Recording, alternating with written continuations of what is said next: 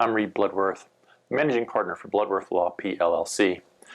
Today, I'm going to explain what litigation is and how the litigation process works. You often hear the term. What does it mean?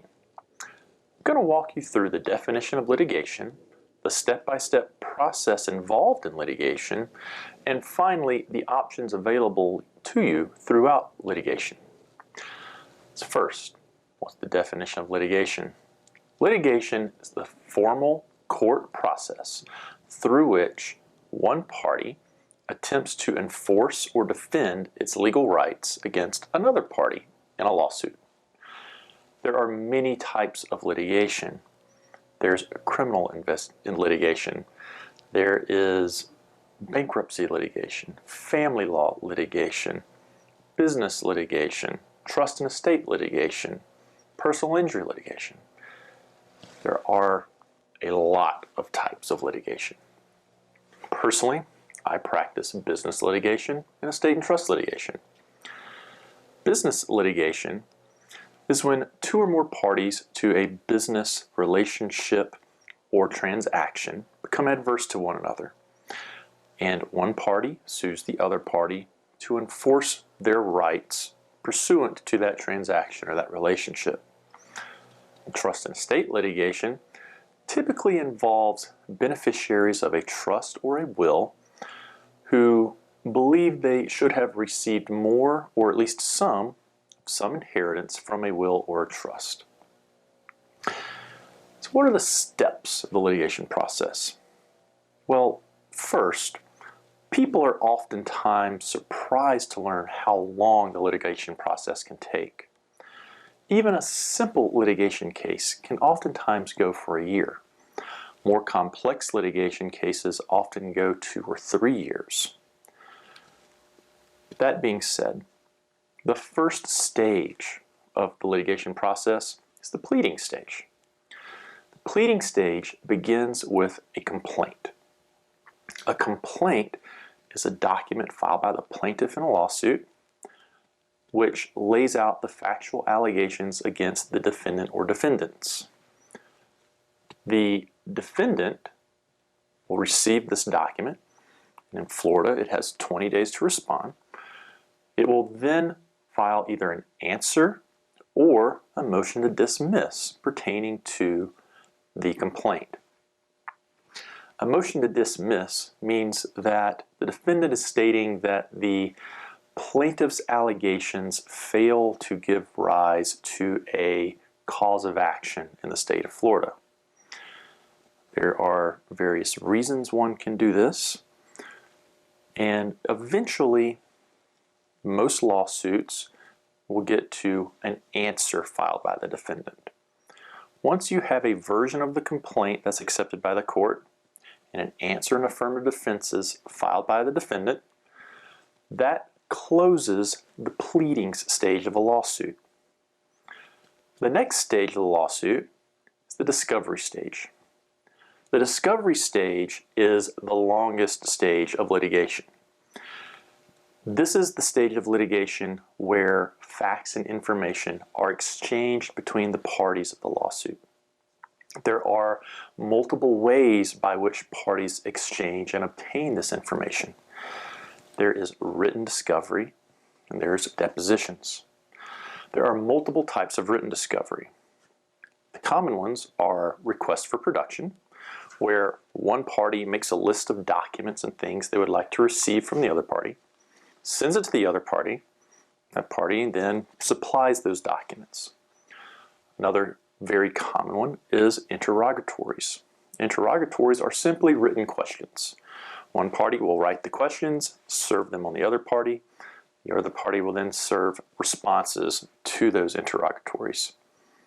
Another written form that is very commonly used are requests for admission.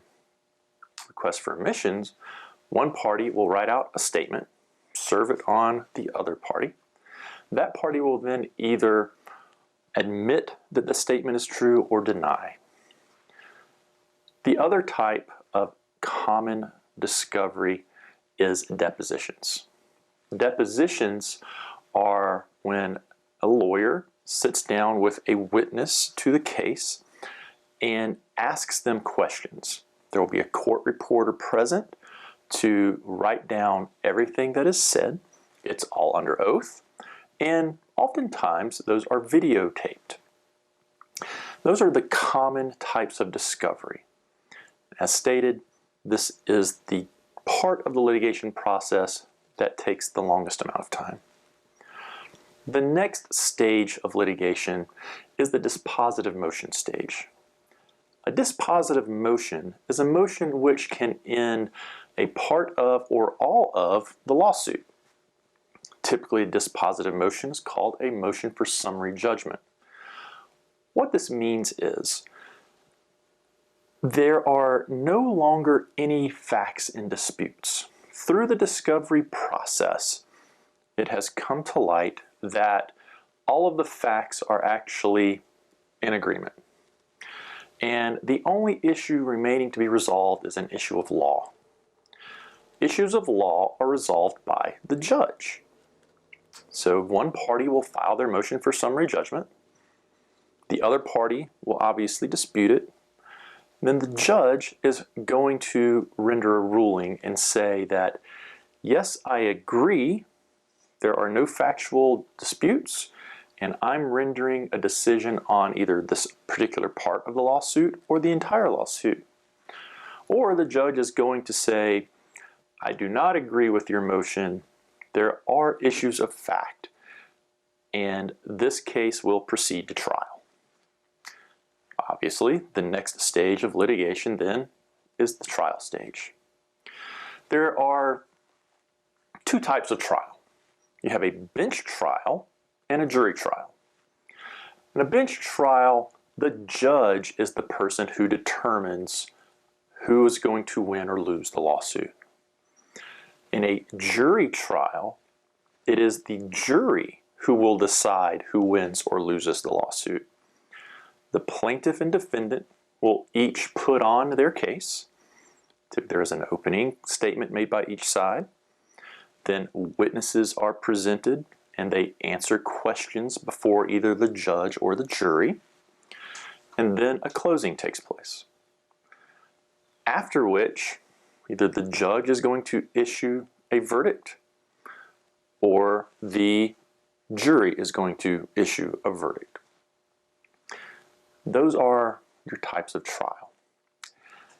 That is the litigation process. Now, throughout that litigation process, you have other options available to you, such as settlement. A case can settle at any time. In fact, nearly all cases settle. Somewhere around the percentage of 98 to 99% of cases settle.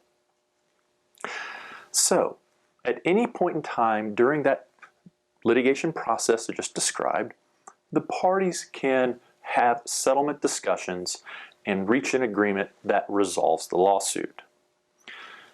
The other option is mediation.